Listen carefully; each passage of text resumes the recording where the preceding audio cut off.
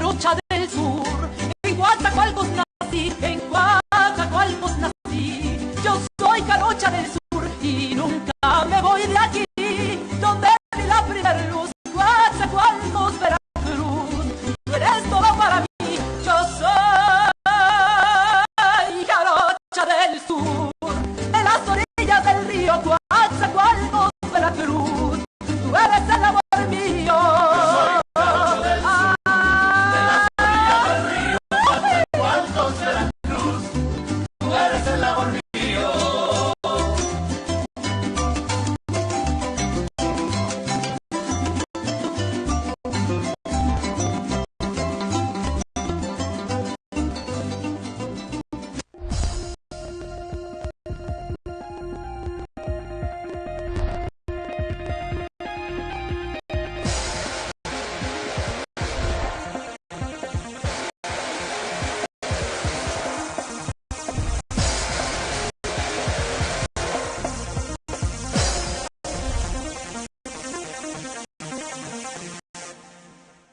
Gracias, qué bueno que está con nosotros, ya estamos en diálogos como cada lunes y hoy nos acompaña un invitado especial para nosotros, ya estábamos con esta oportunidad y qué bueno que él haya aceptado estar con nosotros en diálogos. El licenciado José Luis Pérez Negrón, pues un gran amigo, un gran conocedor sobre todo de un tema petrolero y muchos temas, además que son relevantes, además director del periódico El Heraldo aquí en Coatzacoalcos. Los saludo, licenciado, muy buenas noches. Licenciada Azucena, te saludo con mucho afecto y además es un honor, un placer compartir contigo esta mesa y a través de Imagen Política, pues llegar a cientos, a miles de gente que nos ve y nos escucha en este momento.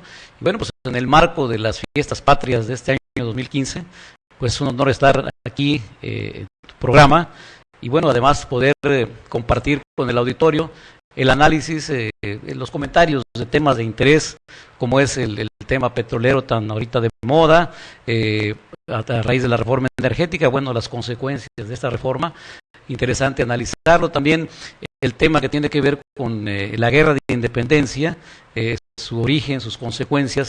Y todos los mitos todos los mitos que se han tejido, no solamente en torno a este acontecimiento histórico, sino a otros como la Revolución Mexicana, pero en este caso particular, bueno, yo creo que habrá tiempo también de hablar un poco de lo que es la guerra de independencia, los héroes, cuál fue el origen, cuál fue la verdadera causa de este movimiento armado, por cierto, de los más importantes en nuestro país. Sí, bueno, estamos en septiembre, mes de la patria, así como es. Por ahí decía, y bueno, un tema que yo agradezco mucho que hayas aceptado hablar, porque es un tema que es polémico, pero que está en estos momentos en la mesa, sobre todo por la situación de la cuestión petrolera, y usted es un gran conocedor de esta materia, muchos años dentro de Pemex, ahí en el sindicato, dentro del primer nivel de petróleos mexicanos. Licenciado, platíquenos la realidad. Hemos escuchado muchas versiones de Pemex, de los miembros disidentes, algunos muy radicales, pero nos pintan un panorama difícil.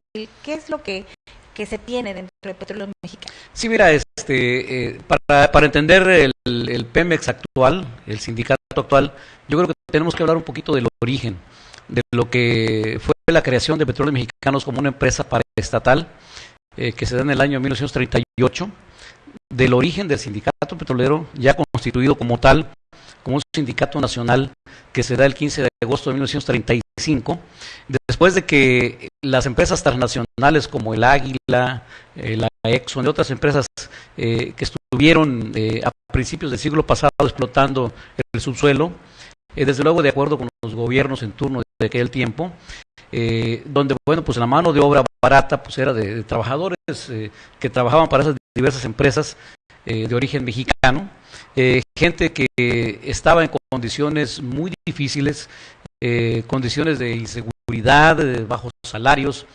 De ahí que se da ese movimiento obrero tan importante en las diferentes zonas petroleras del país. En ese tiempo era la famosa faja de oro que venía desde el sur de Tamaulipas y era todo el estado de Veracruz. Surgieron ahí secciones petroleras, aquí en la región sur, bueno, pues puntos muy que tienen base histórica en esa creación del sindicato, como Minatitlán, como Agua Dulce, Las Chuapas, que era el plan Nanchital. que fueron secciones fundadoras, constituyentes del sindicato petrolero. Se da primero una lucha por condiciones, buscar mejores condiciones de trabajo, mejor trato para los obreros. La Junta de Conciliación en ese tiempo dicta un laudo que las empresas transnacionales se niegan a acatar. Esto motiva que los diferentes sindicatos, porque eran sindicatos, ni siquiera eran secciones todavía, sindicatos de cada empresa petrolera transnacional, los líderes se pusieran de acuerdo para hacer un solo sindicato a nivel nacional. Y de ahí que nace el sindicato petrolero en 1935, 3 años antes de Pemex. Es decir, aquí se da la inversa, como en muchos casos, que primero llega una empresa y luego se constituye el sindicato. Aquí fue al revés. Se constituyó el sindicato petrolero en el 35. Entonces, derivado de esa lucha, de ese empuje de los trabajadores, el presidente Lázaro Cárdenas interpreta ese sentir y no le queda más que ponerse del lado de los trabajadores y decretar expropiados los bienes de las empresas. No expropió el petróleo realmente, porque el petróleo siempre ha pertenecido, al menos en el papel, a la nación. Lo que se expropia son los equipos de perforación, todos los fierros, vaya, para que se entienda mejor, que eso es lo que se expropió y que se tuvo que ir pagando a las empresas transnacionales, y que se da pues con la cooperación del pueblo, se vuelca el pueblo. Hay fotografías donde se ve que llevan incluso gallinas, guajolotes, dan en especie, dan en efectivo. Fue un pronunciamiento muy auténtico, muy espontáneo del pueblo de México. Eso para entender la parte tanto obrera como de la empresa. Y la empresa nace en el 78 y curiosamente son los líderes sindicales de ese tiempo quienes están al frente de la empresa petrolera en cada campo. O sea, ese es un dato histórico muy interesante. Entonces, la empresa tiene todo un proceso, se hace paraestatal, pasa a manos del Estado, pero bueno, ya en las últimas décadas también hay un proceso de transformación de esta empresa que ha sido paraestatal, ha sido propiedad del pueblo de México, pero que a final de cuentas, bueno, pues le abre la puerta al capital extranjero.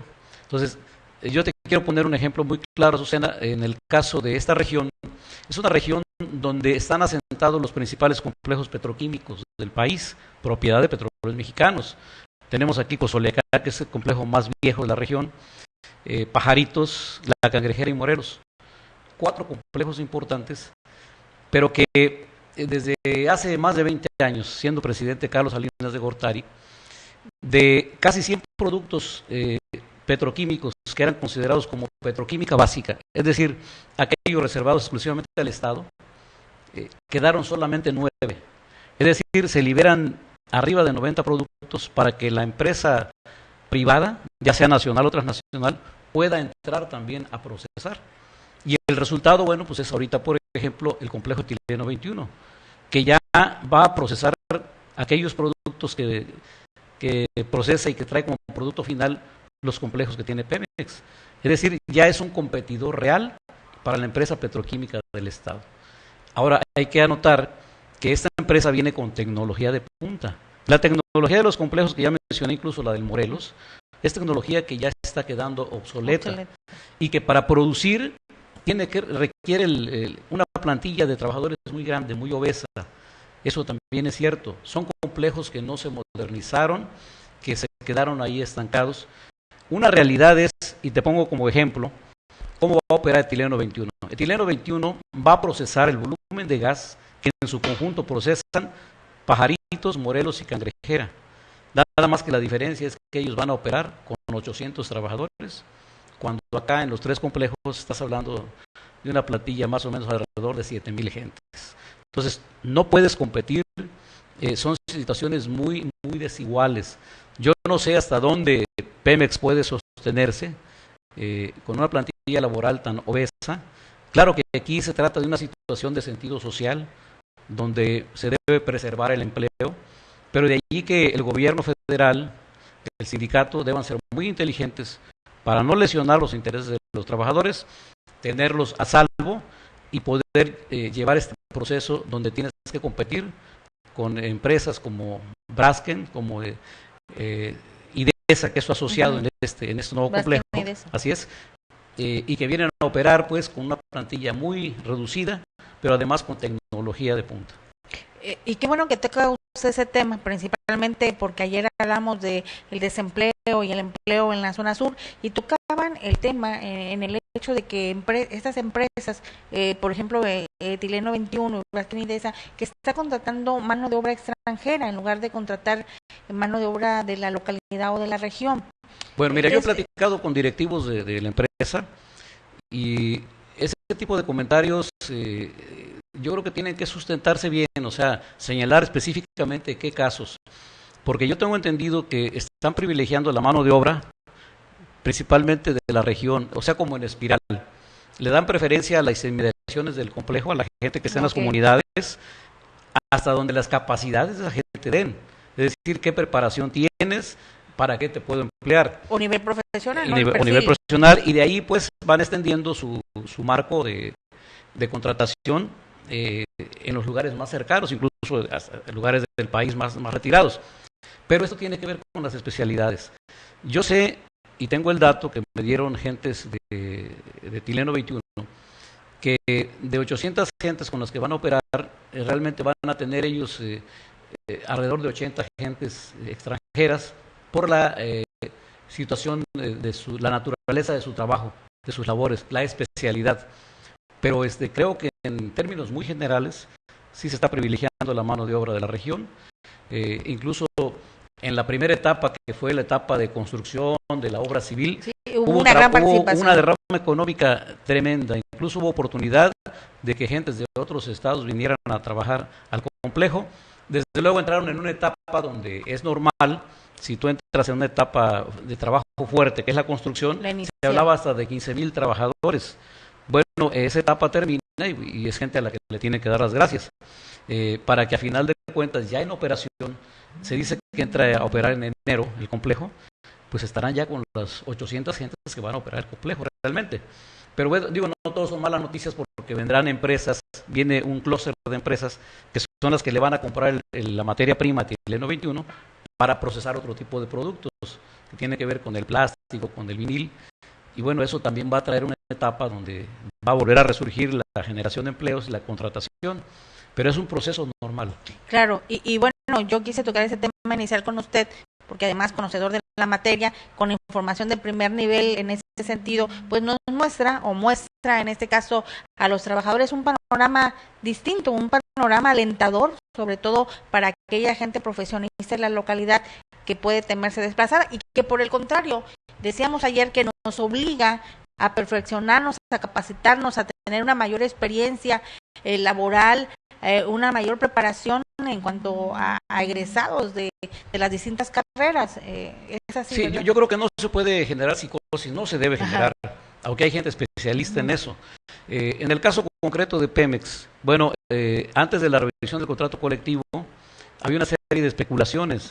Se hablaba de que pues los servicios médicos ya no iban a existir en Pemex, que se iban al ISSSTE, de las jubilaciones también se decían muchas cosas, de la prestación de la gasolina, etcétera.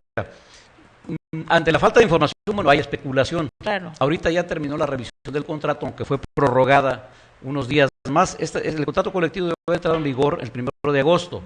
Por cuestiones, y yo lo entiendo, esta revisión de contrato colectivo fue una revisión distinta, no como las anteriores. ¿Por qué? Porque ya aquí se está viendo el impacto que tiene la reforma energética al interior de Pemex. Independientemente de que a nivel general, bueno, ya van a entrar empresas privadas a la cuestión de la perforación de pozos petroleros, ya se puso en marcha la ronda 0, está la ronda 1, es decir, la ronda 0 es donde Pemex determina con qué campo se queda para explorarlos, es decir, es como un reparto de la geografía nacional para efectos de exploración y de perforación de pozos, y de ahí vienen pues ciertas condiciones para que las empresas que van a invertir en esa materia pues también lleven su ganancia, pero esto es a nivel general, es decir, el reparto, primero Pemex escoge con qué se queda, pero si hablamos concretamente de la plantilla laboral y sobre todo de los sindicalizados, bueno, esto estaba muy sujeto a la revisión del contrato. Esa revisión ya se hizo, ya se firmó entre la dirigencia del sindicato y la dirección de Pemex. Y el dato que tenemos de entrada es que el aumento salarial es arriba del 3% y otro tanto a prestaciones. que las jubilaciones finalmente de 55 años de edad que eran, ahora sube a 62 años. Tengo entendido que el servicio médico se queda como tal. Lo que sí ya se venía dando y que no es contractual, eso ya es cuestión de acuerdos entre PM y el sindicato, es lo relativo a la última plaza. Es decir, cuando un trabajador se jubila, normalmente tenía derecho a que un pariente directo cubría la última plaza de su departamento. Sí. Ahorita ese proceso ya es diferente, porque se corre el escalafón y ya la última plaza no se cubre. Pero eso ya se estaba dando desde antes de la revisión del contrato. Recordemos que en Minatitlán, en la sección 10, hubo por allí jubilación como de 200 trabajadores y efectivamente la última plaza no se cubrió. Esas son a grandes rasgos las novedades hasta el momento. Falta conocer a fondo algunas otras prestaciones, cómo quedaron ya después de la firma, pero lo cierto es que no es el vendaval como se pronosticaba. Alguien por allí hablaba también de despidos masivos, no sé si te llegó algún comentario. Sí, claro. Sí, también a eso iba yo. La principal preocupación de los trabajadores era en el sentido de los servicios médicos, por un lado, que era, ya nos aclara que no, y por otro lado también despidos masivos.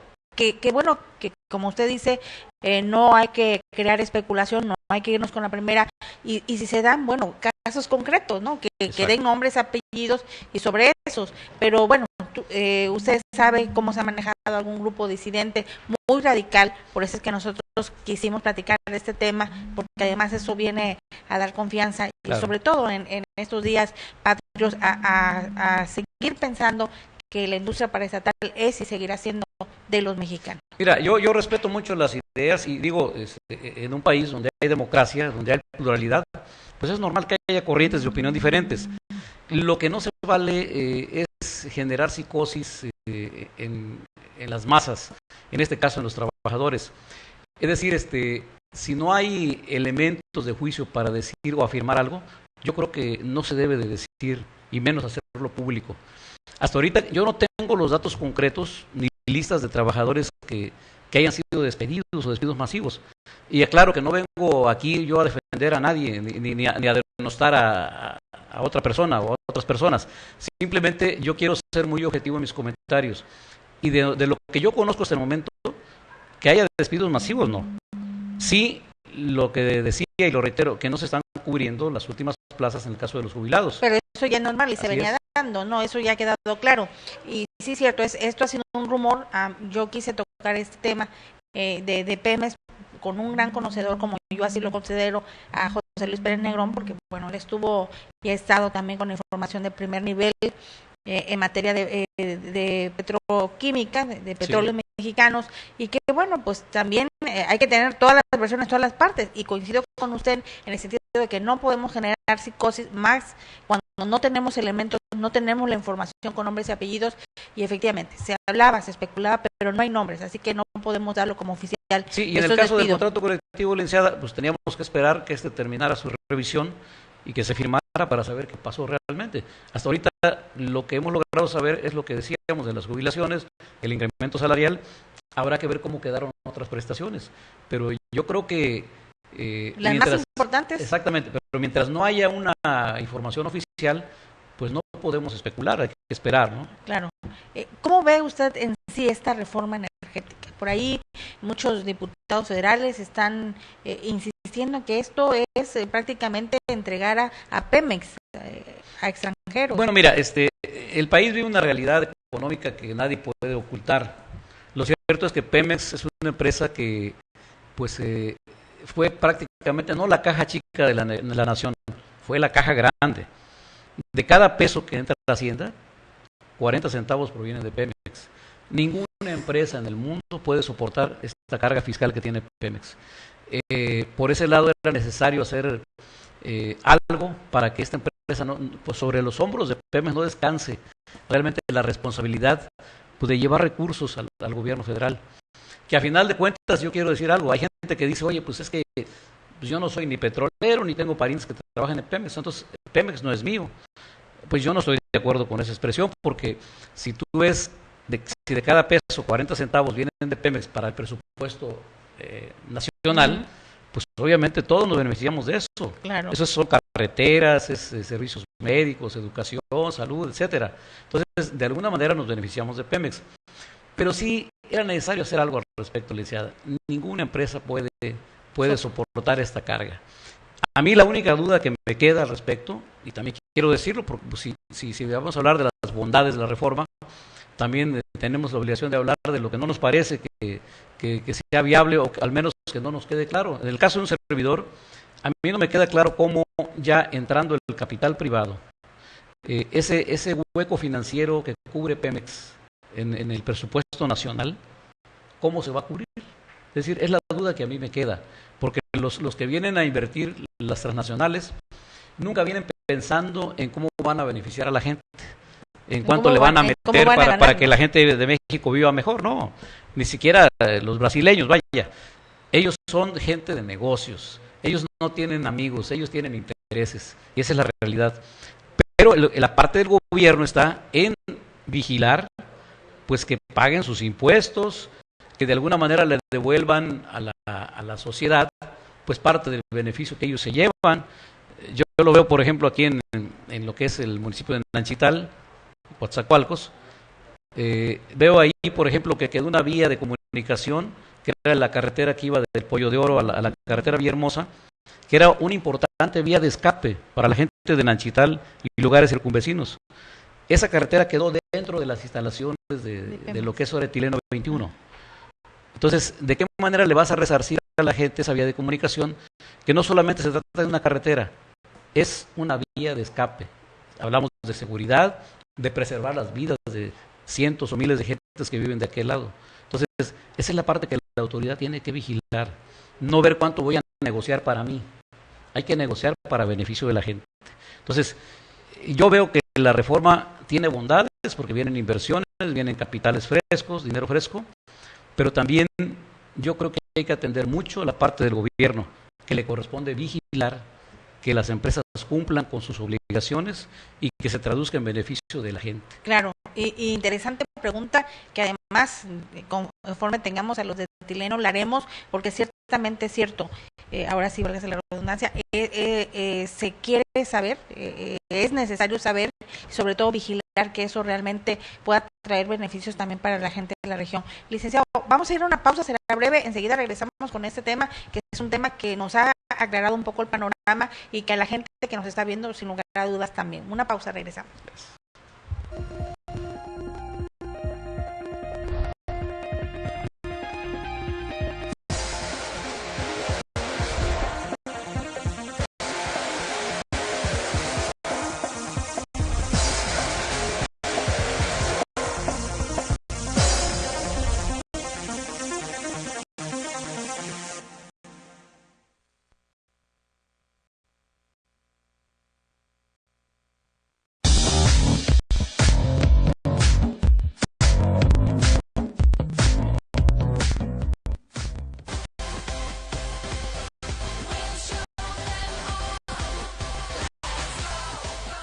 Hola, somos Manatí Runners. Los invitamos a que participen en el Sporting Race este 27 de septiembre a las 7 de la mañana. ¡No falten!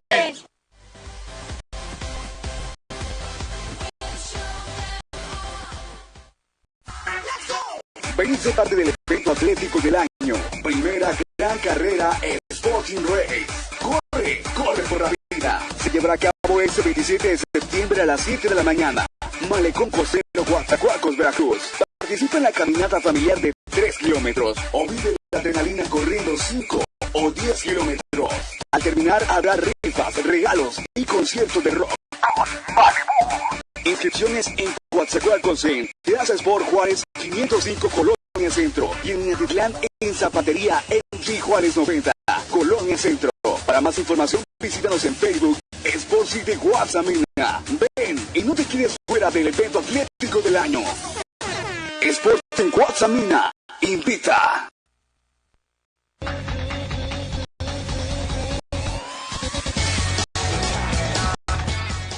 Sporting TV. No dejes de vernos todos los jueves en punto de las 6 de la tarde. Por www.imagenypolítica.com. Actitud Sporting.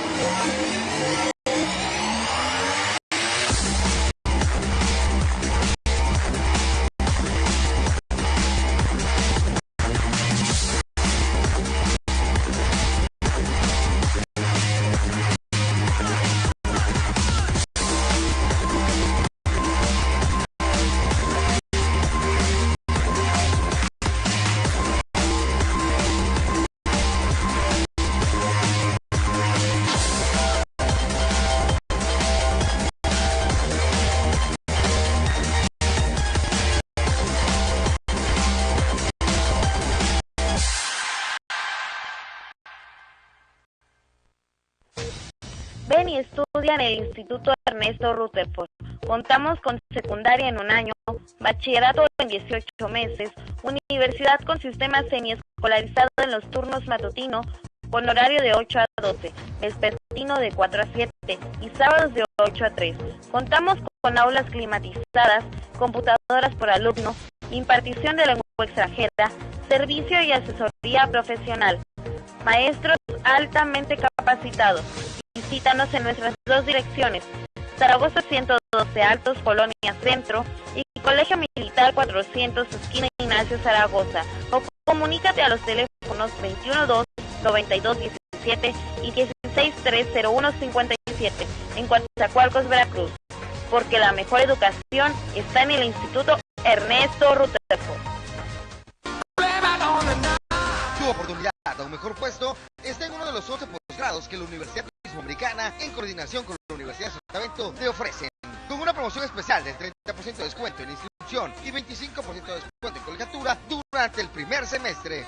Informes a los teléfonos 2109594, extensión 102 y al teléfono 2182311, extensión 102. Universidad Turismo-Americana, humildad, ciencia y honestidad.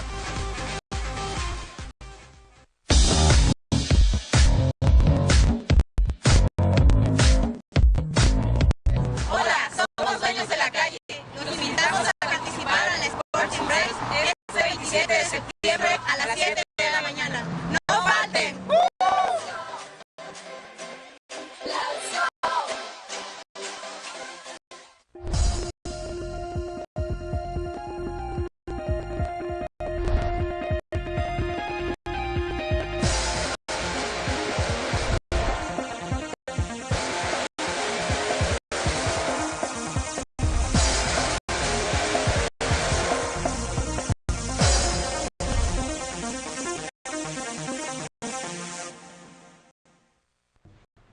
Regresamos aquí en Diálogos y bueno, ya están nuestros compañeros Eloísa Huerta, Joel Valencia y Amalio Suárez dentro de algunos momentos de Sporting Ride. Mientras vamos a aprovechar al máximo esta entrevista, da para más. Ya me aceptó José Luis Pérez Negrón estar conmigo la próxima semana porque es un tema que yo quisiera agotar, el tema del petróleo mexicano, y hablábamos de las bondades. Yo recordaba cuando iba a la primaria y generalmente tal vez usted que nos está viendo no nos dejará mentir, cómo eran los beneficios, la ayuda que recibíamos nosotros, hijos tal vez no de petroleros, pero de petróleos mexicanos. Digo, tiró, dio, pero también vino a dar ayuda en la cuestión social, en la cultura a la gente de la región donde pues estaban operando donde están operando las industrias. Sin duda que una empresa paraestatal como Pemex, y que además una de las empresas petroleras más importantes del mundo, que ha sido y sigue siendo hasta este momento la columna vertebral de la economía del país, bueno, pues le daba para todo eso, le daba para aportar gran parte del presupuesto nacional, pero también para ayudar a las comunidades donde se asienta la industria petrolera a lo largo y lo ancho de toda la República. Obviamente las políticas públicas son distintas. Una empresa que se le vio con un sentido social, como una empresa que tenía que generar empleos y bienestar para la gente, funcionó muy bien en esos tiempos. Se dieron incluso los extremos, ¿verdad?, donde también hubo mucho abuso. Podías encontrar mucho material de Pemex en las casas de los superintendentes, de los jefes de departamento. También es cierto, se desviaban muchas cosas, pero a las comunidades les llegaba también beneficio. Creo que era un extremo. Esos tiempos, bueno, pues pasaron ya. Las escuelas artículo 123, como tú lo decías. Yo recuerdo que Pemex incluso aportaba material, aportaba tubería para tender puentes en algunas zonas rurales. Los propios caminos que Pemex hacía para explorar, pues quedaban ahí para la gente que se asentaba en las márgenes de esos caminos, la gente del campo. Esa etapa, bueno, pues ya pasó. Estamos hablando ahora de otro Pemex, donde viene el concurso de capital privado. Pero eso no quiere decir que los privados que vienen a invertir y que obviamente tienen que someterse a un régimen fiscal al que están obligados, que ojalá y sea el justo, que ya no haya tantas concesiones, porque luego resulta que a las empresas transnacionales les ponen la alfombra roja incluso les dan hasta un año de gracia para que no paguen impuestos. Yo creo que el caso de las petroleras no debe ser así, porque se trata de un negocio y de un negocio que es un negocio redondo. La empresa, sobre todo la petroquímica, tiene mucho futuro. La vida del mundo gira en torno a la petroquímica, todo lo que son plásticos, lo que tenemos en esta mesa, los micrófonos, tiene que ver su origen con la petroquímica. De ahí pues que no se deba ser también complaciente con esta gente que viene a invertir, y lo decíamos antes de ir al corte, que vienen al negocio. Ellos no vienen a ver cómo apoyan. La parte de ver cómo apoyan tiene que ver con el papel del gobierno, que sea obligar precisamente a que no sean solamente los impuestos que pagan, sino que haya una participación social en las comunidades, y que no solamente sean mejoralitos o cositas ahí de nada más de maquillaje, ¿no? Claro, y bueno, qué bueno que usted también toca ese tema, y decíamos, no solamente debe ser de la autoridad vigilarlo, porque aquí pasan sus transportes, porque aquí quizás no de la misma magnitud que en su momento lo dio Pemex, o por esta cuestión fiscal que a ellos también les puede afectar, pero sí de alguna manera que nos puedan dar algo, o que puedan retribuir a la sociedad, no, a la ciudadanía, en carreteras, no sé, en rehabilitación de caminos, tantas cosas que faltan, y que bueno, esa ya debe ser una función de la autoridad municipal. No, pero que además están obligados, Azucena, porque mira, por ejemplo, y digo, vamos a tomarlo a nivel micro, lo que pasa aquí con Etileno, que no sería micro porque es el complejo petroquímico más importante que se ha construido en las últimas décadas, al menos en América Latina, que por cierto entra en funciones y empieza a ganar ya a partir de enero. Pero lo decíamos, las vialidades de Nachital. Tú sabes que se movieron muchos metros cúbicos, miles de metros cúbicos de grava, de arena, de tierra para rellenar, y las grandes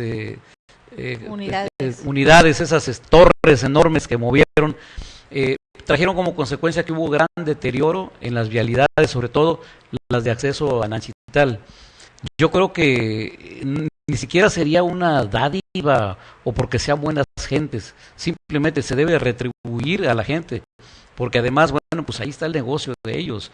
Yo creo que mínimo la autoridad, en su momento cuando pactaron la llegada de Etileno a ese municipio, la autoridad en turno debe haber propuesto o exigido ciertas condiciones mínimas para devolverle a la gente algo de lo que le pertenece. Yo creo que las vialidades es algo esencial, no solamente se trata de que tu carro no se ponche, no se le amuele el chasis, sino de que sean vías seguras y como vías de escape, ya que estamos asentados en una zona de alto riesgo, una zona industrial, y por Nanchital y la región pasan cientos de tuberías que llevan productos altamente explosivos. Así que no hacerlo y no vigilar que lo hagan, o que ojalá y lo aporten, pues no sería de todo bueno, sobre todo porque vemos en el Face, vemos las quejas ciudadanas cada vez de la gente decir, y que esa cola y este embotellamiento y la carretera, y que nos vamos a afectar en nuestras unidades, y que tal vez podamos tener algún accidente,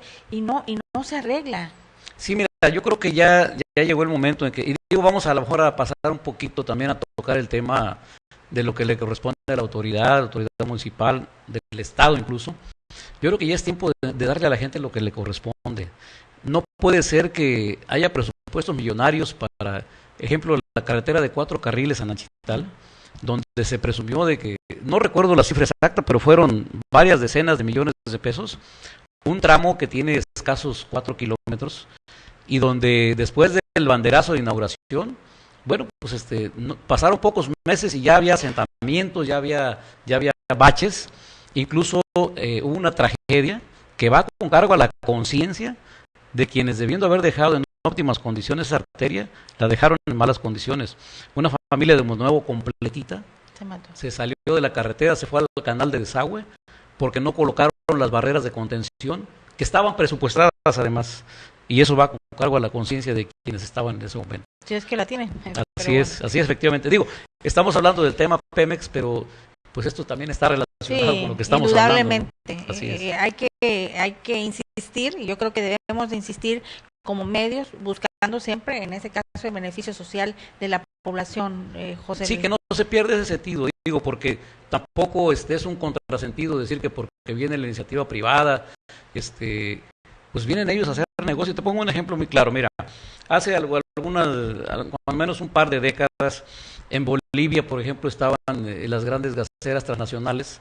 Bolivia es un país muy rico en gas natural y ahí, ante la complacencia del gobierno en turno, al capital privado extranjero le quedaba el 80% de las ganancias del gas y le dejaban al país únicamente menos del 20%, porque el otro se iba en otras situaciones. Pero llegando el gobierno de Evo Morales, les puso una condición determinante. Dice, bueno, ahora es al revés, ahora a ustedes les toca el 20% y el Estado se queda con el 80%. ¿Y qué crees? Se quedaron porque es negocio, a final de cuentas, aunque sea con el 20%, no deja de ser un gran negocio. Entonces, pues aquí los gobiernos deben estar muy atentos a eso, o sea, no ponerse del otro lado del mostrador, del lado de las transnacionales, simplemente ponerse en medio como órgano rector, como órgano regulador, como órgano vigilante de que esas empresas cumplan. Los capitales que vienen a invertir, a generar empleo, bienvenidos, pero que también cumplan con las leyes de este país. Claro, y bueno, ese papel de las autoridades, tanto a nivel federal, estatal y municipal, y también de nosotros como medios, como parte también de la sociedad, de buscar que se exija que realmente esto ocurra. Yo creo que todos jugamos en este juego, ¿no? Todos desde nuestra trinchera está nuestra obligación de hacer algo, de aportar nuestro grano de arena. En el caso tuyo como comunicadora, bueno, pues estos espacios son interesantes para normar criterio, para dar una opinión. Eso puede ayudar también a que la gente tenga una idea de cómo están las cosas. Porque luego también cuando nos dejamos llevar por la rumorología, ahorita las redes sociales están muy de moda y las redes sociales son un arma de dos filos. Porque si bien es cierto que puedes tener la inmediatez en una noticia, en un acontecimiento, también puede ser que sea un rumor de mala fe y que se vaya esparciendo y que genere un enfoque equivocado de las cosas, ¿no? Claro, pero bueno, por eso la labor de nosotros como medios de comunicación es buscar las dos o tres partes de la información, siempre buscando pues nutrir nutrir el contenido y la información que se está dando. Y además, bueno, pues usted también ya es experto en eso de la comunicación y por eso yo quise tocar este tema de Petróleos Mexicanos, un tema importante, nos y yo quiero pensarlo así, a los trabajadores petroleros que les venga a dar calma, tranquilidad, y a los disidentes que crean polémica en torno a lo que no se está viendo en la realidad, bueno, pues mesura al momento de hacer declaraciones. Sí, yo creo ¿no? que cuando algo tiene sustento, pues no se puede ocultar. Claro, y no estamos defendiendo a Pemex, ni mucho menos, pero sí crear una psicosis, bueno, no es el momento. No es lo más conveniente. Y no es lo conveniente, efectivamente. Así es, José Luis. Dejamos pues este tema da para mucho más, así es. Y yo agradezco mucho que toquemos el tema la próxima semana de la cuestión de los mitos y realidades de nuestra independencia. Azucena, yo agradeciendo tu gentileza de invitarme a tu programa, quiero entregarte un libro de Francisco Martín Moreno, que ha escrito últimamente sobre temas de la vida nacional, de la historia de México, desmitificando personajes, poniéndolos de carne y hueso como fueron, porque la historia oficial nos la contaron mal. Nos dijeron que eran como semidioses, que no tenían errores en la vida. Bueno, pues aquí el tema de arrebatos carnales de Francisco Martín Moreno, pues te va a poner de carne y hueso algunos héroes y te vas a dar cuenta de que pues no eran tan semidioses como los han pintado, que tenían también sus debilidades, como el caso del padre Hidalgo. Aquí te vas a dar cuenta de algunas situaciones, pero además es bueno, sí, para saber, eso no demerita el papel que hicieron en bien de la patria, y también va a estar interesante que hablemos luego del verdadero origen de la Guerra de Independencia, sus verdaderas causas, sus razones y luego sus consecuencias, ¿no? Claro. Pero bueno, ya será tema para otro espacio. Y además, bueno, usted si tiene conocimientos, bueno, sabemos que en medio de comunicación diversas imágenes, se creó polémica la de Victoriano Huerta, sobre todo porque todos lo conocemos como un traidor a la patria, y bueno, por ahí decían, no, pero si trajo beneficios, Bueno, mira, todos los personajes que intervinieron y que de alguna manera registran la historia, bueno, hicieron algún papel. Yo entiendo que la intención de la CTM es dar a conocer a los personajes, o sea, quiénes fueron, porque luego hay confusión. Por ejemplo, hay quien piensa que Sor Juana, los niños héroes, por ejemplo, tienen que ver con la guerra de independencia y son etapas totalmente diferentes. Los niños héroes son posterior a esto, es una invasión de los Estados Unidos donde ellos hacen esa gesta heroica. Por otro lado, la guerra de independencia, bueno, pues también es importante que se conozca esto, porque alguien interpretaba esto de las fotografías que hay en la ciudad como que era alusivo a la guerra de independencia, pero yo entiendo que están abarcando diferentes etapas de la historia de México. Sí, entonces yo creo que en ese sentido la interpretación que le dieron a algunas gentes es incorrecta. Creo que la intención es que se conozcan personajes de diferentes etapas de la vida de México. Es lo que tengo entendido, porque si se trata de la independencia de México, bueno, pues deberían de estar solamente personajes que tuvieron que ver con la independencia de México. Pero lo dice usted bien, se trata de ilustrar la cuestión de la historia, y que bueno, no nos viene mal repasar todo eso, y que bueno, pero además la historia nos la contaron mal. Y rapidito te quiero decir algo. Se acaba de develar una estatua de Porfirio Díaz en la ciudad de Orizaba, y generó mucha polémica. Sin embargo, yo creo que Porfirio Díaz ni fue el villano que nos cuenta la historia oficial, porque además, mira, a Porfirio Díaz no se va del poder por mal presidente, se va porque ya llevaba más de 30 años gobernando y había otros que estaban tocando la puerta, que querían entrar. Es la lucha por el poder, porque al final de cuentas los movimientos importantes los encabeza la gente que tiene tiempo de pensar y que conoce, no la gente más necesitada. En el caso de la revolución, bueno, pues fueron gentes como Madero, que era un hacendado, que era gente pudiente y que quería acceder al poder.